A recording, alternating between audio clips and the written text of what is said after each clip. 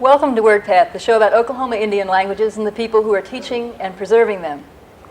My guests tonight are Bobby Jo Blossom and Linda Jordan. But before we get to talking to them, I have a few announcements I'd like to make. There are quite a few events coming up in the next couple of months. First of all, we already mentioned before that there are going to be classes in Kiowa and Cherokee offered at OU this summer. There are 2 summer sessions, and Cherokee 1 will be offered in both sessions, right? Mm-hmm. And if you would like more information about this, we have telephone numbers to call. If you'd like to audit a class, you should call 325-3572. And if you'd like to take the course for OU College credit, you should call 325-2151. Now that was one item. Secondly, we have a conference coming up which I have not mentioned before. This is the 4th annual Stabilizing Indigenous Languages Symposium, which is being offered at Flagstaff, Arizona from May 2nd to 3rd.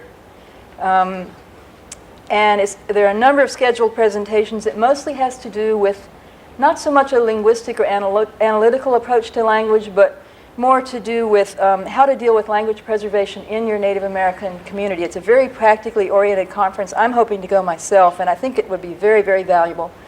May 2nd to 3rd, there's actually a reception on May 1st. It costs, I believe, $125 or $100 if you register before April 1st. And the number to call there is 520-523-0580, and that's at Northern Arizona University. Now I have even a couple more things to announce. The next one is the American Indian Language Development Institute, which will be held at the University of Arizona in Tucson from June 2nd to 27th. The number to call there is, let me see, 520-621-1068. And this is actually several college credit courses. It's a longer time commitment. I don't have, let's see, tuition $662 for 6 credit hours. We won't read this whole flyer here. If you want more information, I suggest calling that number. And again, you can get useful learning that will be helpful to you in preserving Oklahoma Indian languages, and you get college credit at the same time. And finally, I believe we mentioned the Sovereignty Symposium on a previous show already, but let me mention that one again. This is sponsored by the Supreme Court of Oklahoma, and it will be held in Tulsa this year on June 9th, 10th, and 11th. I don't have the fee written before me. There's usually a small registration fee. It's not very much at all. And if you'd like more information, you should call Chief Justice Yvonne Cogger's office, which is 251-4978. Let's get the next title up. I think there's the number for Justice Yvonne Cogger for the Sovereignty Symposium, which is June 9th, 10th, and 11th. So that's a lot of preliminaries, but those are 4 very interesting things coming up that I thought people would be interested in. Now, I'd like to introduce tonight's guests, who are, as I said before, Bobby Jo Blossom and Linda Jordan. We're going to be talking about the Cherokee language and Cherokee classes at OU, and we're going to hear some Cherokee tonight. I'd like to start first by getting some background on both of you. Bobby, could you tell us a little bit about your own personal history? Well, as far as working here at Oklahoma University, I started in 1994, and I got my foot in the door doing this work through a nephew of mine. He went through here and got his Bachelor of Science degree and went on to Seattle, Washington. But it still goes back further in that as he was growing up, he grew up in a foster family. And so thus he didn't really know Cherokee when he was growing up. And so that he found out there was classes here once he got over here. And at one time they needed a native speaker to replace that one who was commuting back and forth from Tahlequah, Oklahoma, and it was an elderly gentleman. And so whenever that person couldn't make it up here, my nephew thought of me. So he suggested you? Yes. And so you say he did not grow up speaking Cherokee, but you did, didn't you? Right. I grew up speaking it. I spoke Cherokee all the way up to whenever I was 7 years old. That's whenever I started school. And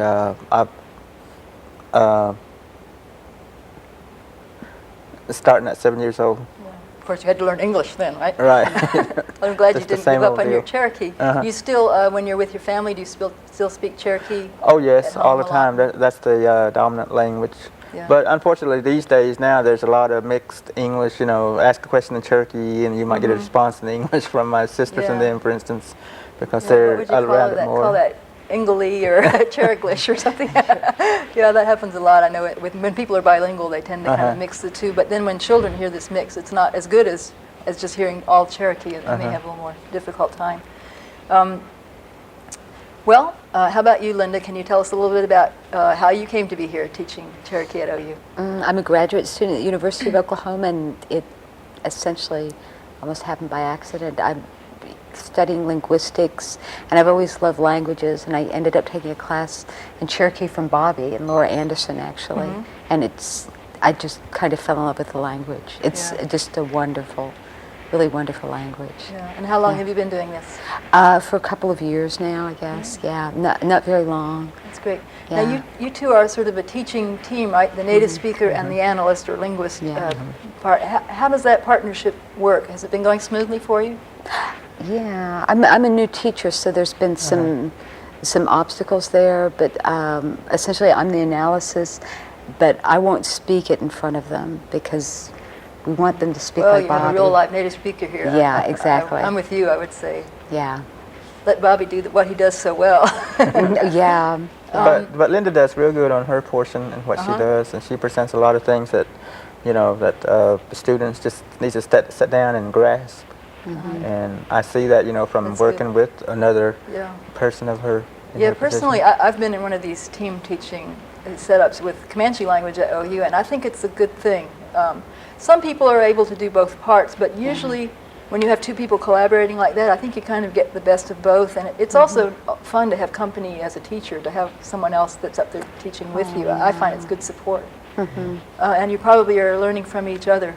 A lot. Right. There's Now, lot, how big are your Cherokee classes these days? I know when I was teaching there, Cherokee used to be one of the more popular classes, and you had pretty high enrollment. Is that still true? Still true. Right. We like to keep a high enrollment for the beginning, because eventually by Cherokee 3 it's tapered off a lot, and so it's you know, we adjust with like 20 to 30s, you know, in the class, and so For by Cherokee Cherokee 1? by Cherokee 3, you know, just probably in the teens. Yeah. That's still pretty strong for. Yeah. And they those do. classes, I think. Yeah. And they do really well. I mean, it's a really complex language, but they just. I'm really impressed with them. Yeah. Do you find that people are surprised at how complex Cherokee is? Yes. Because I know there's this popular notion, not everyone believes in it, but there's this kind of notion out there that Indian languages are kind of not quite as complicated as real languages. You know, it's nonsense. We know it's nonsense, but people sort of have this impression because not very many people know much about Indian languages, and they can easily have misconceptions like this. Yeah. So I suppose some of the students are a bit stunned when they get their first assignments and realize it's just as hard as studying French or Japanese or anything. It's harder. It's actually much harder, and it's so different than any of the European languages. I mean, you really. I guess I would say the hardest part of the class is it's like you have to crack the English up here. You know, you can't break that English speaking habit. You cannot think English. Right. Yeah. You get in trouble every time you try to translate, right? Yeah. Well, that's very interesting. Before we leave that topic of the setup of the classes, I do want to emphasize that these classes are offered for college credit, right? And you have Cherokee 1, 2, and 3. And they fulfill the foreign language requirements at the university as well, right? I think that's terrific. Okay, Bobby, or maybe both of you. One of the next things I usually do with guests is ask them to explain how you would greet someone in the language that we're talking about. And maybe you can sort of teach us, Bobby, and then maybe the two of you can kind of, I know you say you like to defer to him when it comes to speaking Cherokee, but if you all could sort of demonstrate some greeting exchanges, I think that would be fun to see. Well, a couple of sentences that I can think of right away is just the automatic greeting of hello, whenever just somebody on the street, OCO. OCO. OCO. And that's like, I don't know how to put it. Well, maybe just strangers, you know, the polite way. And then all at once, if you're familiar with this person, you know, and it's just like all the time, you know, and then you naturally know that they're going to start speaking with you once you've got the greeting out of the way. It would be like the very contracted form of CO, you know, CO. So it's a little more informal. Informal, and then start talking, you know, just conversating or whatever needs to be at hand. Now, if someone says, "Oh, see y'all," what do you say back? It's OCO back. Same most thing. likely. And the same with the shorter one, the CO. CO, says and then right, the CO is just to go immediately into a conversation. Mostly, I would Okay. say, if it was up to me, and it was if I knew that other person was a fluent speaker, though, like relatives, for instance, brothers, my brothers. Now, I did take a very short class from you before, Bobby, myself, and I'm afraid I've forgotten an awful lot because I haven't been using my Cherokee. But I remember an exchange that went Tohiju, Tohigwa. What is that one? And I better ask you to pronounce them too, because I know my Cherokee's pitiful at this point. Well, I thought since both of y'all are linguists, you all could explain the T's and the D's, though. Well, Linda, would you like to comment on T's and D's in Cherokee? It's going to be a little linguistic. T's and D's. We can put up with a little bit of that. Okay. Voicing isn't necessarily phonemic in Cherokee. I mean, in some dialects you'll hear more of a T sound, or in other dialects you'll hear more of a D sound.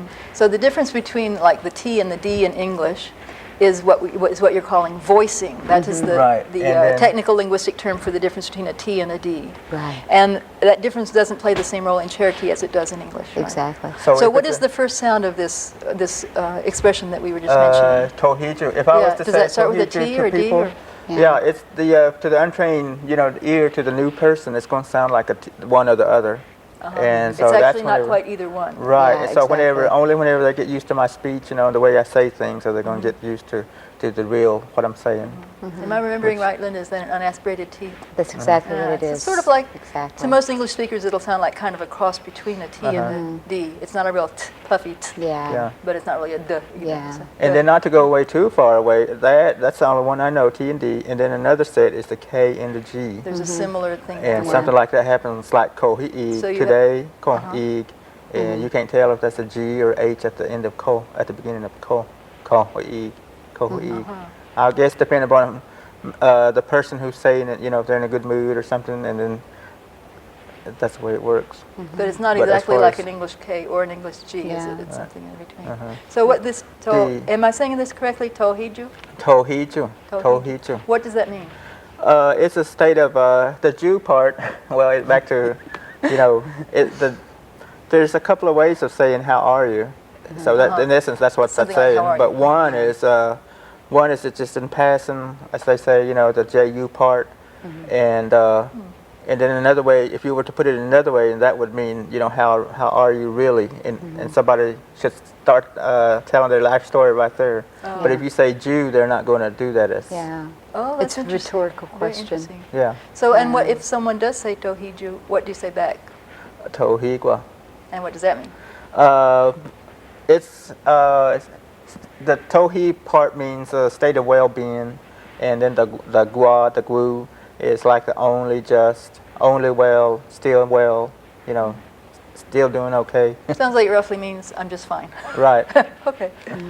But That's it the just breaks broad- down, the analysis of it breaks down quite differently in Cherokee, doesn't it? Yeah. And then that's also back to the greetings, there's other ways. Like if somebody came to your house, you would still say OCO. But I don't know. Whenever, as I was growing up, I learned to say from my my mom and dad and my older sisters that OCO katsote, which literally means hello house. House. So I thought that was like a Spanish. They took that from the Spanish. Where they said my casa is your my house is your house and all that. Mi casa es su casa. Yeah, and so anyway, I was thinking maybe that's where that came When you from. say that, are you kind of inviting them into the house? Right, and without saying come in, you can say You just say the word word house, and that's understood to mean Uh-huh. come into the house or something like that. as another Or way mi of casa greeting. es su casa. I Okay, couldn't so think of in it. Cherokee, do you do like we do in English? Sometimes you say, hello, hello, how are you? Fine. You kind of string all those things together like that sometimes when you see someone? No, not as much. It doesn't go that way as much. Just So like you were saying before, if you straightforward say greeting. OCO, you usually go right into your conversation. The, right after that. if you have to say OCO, that means that somebody else. But if you say CO, mostly CO, and then kato satan and such as just continue on with the conversation at that point. In Cherokee, I see. Okay, well, because the OCO means that somebody's, it's a different form of greeting for me. If somebody says OCO, It's more you formal. probably OCO. wouldn't know them as well, right? A Right. little more formal. This is very interesting. Thanks for explaining this. And I'm sure there's more to it than we've touched on here, but I'm especially interested in greetings, and I think usually people like to know how to greet someone in their language. The next thing I thought we'd do, Bobby, is if we could, I think people would appreciate just hearing some Cherokee spoken at length. And we talked before about what you might say, and I asked you not to read or recite something for this section, but just to kind of the natural flow of what it sounds like when someone's speaking Cherokee to you. Maybe you could, I mean, I'm going to let you say whatever you want to say, and you'll tell us later what you said, but maybe you could look around and describe things here or tell us something that happened to you recently, whatever you'd like to do. Could you do that for us just for a few minutes? Sanale, anikilo, tan las kala. Aya te chike chikalas kalehan. Gestos chikalas kalehan. Aseskin chingatan e how. Kohi chike akolas kalana. Squatles tata nan e lohas gest. Squeeze to anikilo aneto his tunak toastes. Squatles tanan e lohaska. Sayo walk to choose chike squatles to take on e lohaska. Seskin Nikad Sitaneli Ane Chitana ne Lohaska Anna Usti Junde Quasti Chakotassa I Nicole Chicane Lohaska Utani Chike I Chik Skanaya Aseskin Jiljo Hitin Nochik Tikwane Loheste Chikaya Linsku Klaya Quanelo, not the yik. Elude canelo. Seskin to yik to Kajasi yehes to Katlito hest. Skina in Katane. Klaskin Yaquant Kataus and the Castanisa Schoon Yani Sulgo go I which a luka. Skina Sanale and the Katstan. Sanale usa na nole tanatski sahan hi a utan jun del quaste. Kachiga toste stu yiga guest hen yakwant I aquatski ste. Kachiga tosta yiga saw organalin geo league at ski home. Skanayu jitanatskis sanale usa. Ani yawi yaw yiga neto hest. Squeeze to hano ani kilo ane to hes kanaya udle nad ani yawe yake hest na nole so usa to wite no saya seu ta anatskis aseskin ani so ani yawe anaskis kes kanaya o kanali ta chia tenok chata yo ha hen uluhisti utuk tostosti anatski ha skana hen used Ayawe skinachik nutle ayawe ig go hid chi organale chake score isu load chake chi yo lig skinaya tatia tenor to tak tostan anatskiska na nole Elu Ike hest, squat list, Dostan elo, Skana Usloy organali yik Ananta nan elo huska, squat list.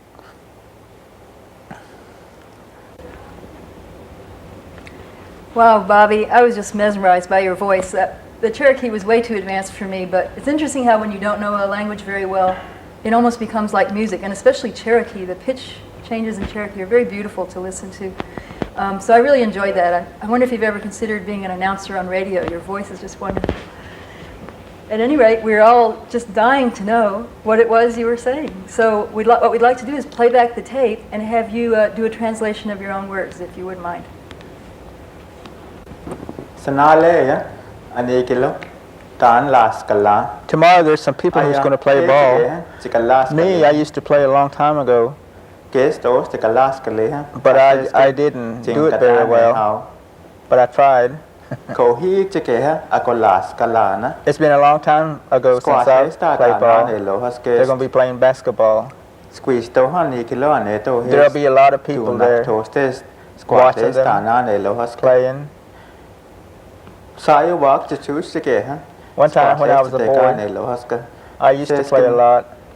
the But card si taneli all the members of the team were members of my family. ana uste my chunde cousins. squash te chakotassa By the small school, we ai Nicole to- chikane Me. lo has ka I always u played tani chike ha ai chik since I was the skana ya biggest one of them, the oldest. seskin chil jo hitin no chik But ti now kwane I'm lo too heste heavy and fat chika ya to do that, linsku and also too old. saya kwane lo na te yik I don't know if I'd be Elu able to te play as seskin well.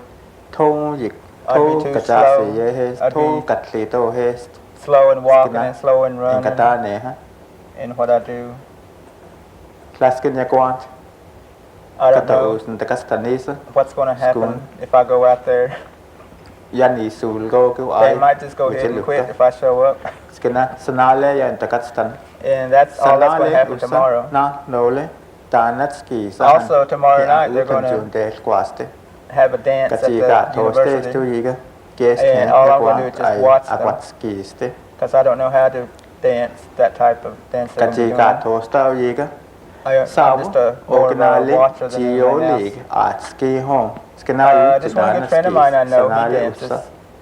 And he'll be Ani there yawi yao dancing. yiga ne There'll to be his squeeze different to kinds of hano Indians, ani a kilo whole lot ani of to Indians, his different skina kind of people, udle nad ani yawi different yake tribes. his na nole so usa to And weekend on the next night, siu ta there'll be another type of dance. skin This one will be for the plains Indians. anaskis ke And skina Originally, the I have this one friend of mine I'm going to bring. He's a Comanche Indian. He asked to come along. He's asked me a long time ago to come. And I brought him. I've known him for a long time, probably about 10 years.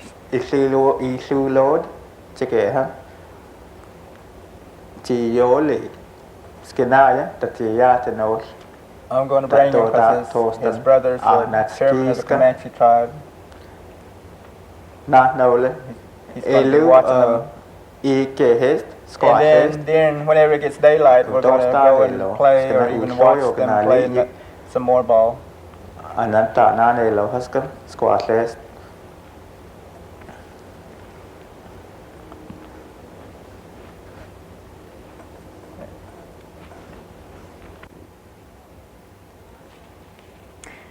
Wow, Bobby, I am so impressed with that. I hope you realize what a wonderful thing you just did. I know we were talking about this before. It was sort of an experiment to try to put together this stretch of Cherokee and then replay it with the simultaneous translation in the little box. I've never produced a show that came out quite this way before, and honestly, not every speaker of a language could do that. Not every English speaker could do this with English. I mean, it's just simultaneous translation is a very particular skill. They have people at the United Nations who do this, of course, but most people are not even able to do it, and I think you did an excellent job. Maybe we can make more tapes like this at some time in the future.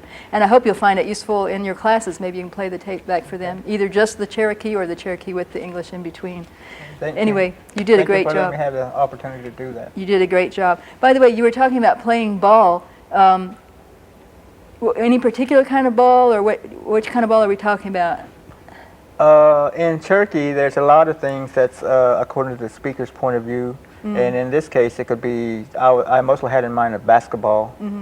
And so it's in other words, very broadly. The expression you used just meant play ball. Like in English, we don't really know what kind of ball unless you say football or basketball. But you were thinking basketball. That's interesting. And I'm with you on being really interested in this dance Friday and Saturday night at OU. I'm really looking forward to that. Both of them. I always like to go maybe stomp one dance, and then I usually dance a little bit more on Saturday night dance. And so I look forward to seeing you there. Linda, we don't have much time left, but is there anything that you caught during the story that, as the Cherokee analyst here, is there any little thing that you'd like to comment on for us? Well, you notice the word for family is sidineli, and it's based on a verb. And a lot of the nouns in Cherokee are derived from verbs, and it translates as we all live together. Oh, so when you Yeah. talk about your family, you're saying those of us who live together. Well, that sounds very colorful. when Mostly like translate the it. whole deal is like a family composition, Uh-huh. and so all that comes into view. And how about the word for dance? When you were talking about the dances, did you use a different word for the Friday night dance and the Saturday night dance, or again, was it a general word that just means It's dance? just a general word. What is the Many word for dances. dance? Atski, It's which sounds pretty close to like dreaming. Atski. oh, that's interesting. Do you think that's just a coincidence, or is there some connection? I don't know. It's just Hard a to word say, that huh? I know. Yeah. They do sound kind of similar, though. Anything else that you'd like to say, Linda? Anything else you could comment on in the story, or? Well, he just really captured my interest with these two words there. I mean, it almost, well, I don't want to make any comment because I'm not sure. But yeah, they definitely sound related. Yeah. Oh yeah, so you hadn't thought about that? No, that I those two words hadn't, sound so much no, alike but before. that- It could be just a coincidence, but things like that always kind of make you think. It's very Yeah. interesting. It's fascinating to see what you could dream up as a connection, possible connection between words like that. Well, I want to tell you both that this has just been a wonderful pleasure. I can't tell you how wonderful it's been, and I think our experiment with the translation worked really well. Thanks to your expertise, Bobby. I think you did a really, really excellent job, and I hope you'll be able to use this tape later, maybe to help your students learn to understand Cherokee, because a lot of times there's not a lot of, so often when you try to learn a language, it's hard to get a nice long segment of speech like that. I think it was about 3 minutes where you can just listen to the Cherokee and just soak it in. It's a good experience for students, I think. Thank you again for coming, Wadon, both of you, Bobby and Linda. And Wadon. thank you all for joining us. Bobby and Linda, do-da-da, gong-ha-in. Good night. Good night, and see you next time on Wordpath. Na hene yo hene, na hene yo hene, ana magwana kita, wa pene manaone kita. Na hene yo hene, na hene yo hene, ana magwana kita, wa pene manaone kita. Na hene yo hene, na hene yo hene, ana magwana kita, wa pene manaone kita. Na hene yo hene, na hene yo hene, ana magwana kita, wa pene manaone kita.